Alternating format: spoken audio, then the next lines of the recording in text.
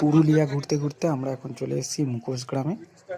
দেখুন কত সুন্দর সুন্দর মুখোশ, কত সুন্দর সুন্দর প্রতিবিম্ব বানানো। এরা স্টুডেন্ট, ছাত্রী, এরা পড়াশোনার মাঝেও এই কাজটা করছে।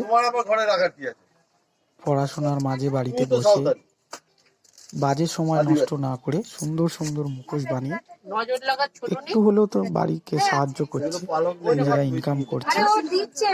দেখুন কত সুন্দর মুখোশ বানাচ্ছে, সেইটার উপরে কারুকার্য করছে, রং করছে, করে এত সুন্দর মুখোশ ফুটিয়ে তুলছে, যেগুলো আমাদের বাড়ির সৌন্দর্য বাড়ায়।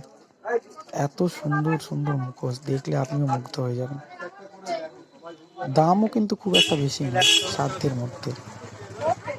আমরাও এসে গেলাম, আমরাও কিছু মুখোশ কিনলাম এখান থেকে। এদের ব্যবহারও খুব ভালো।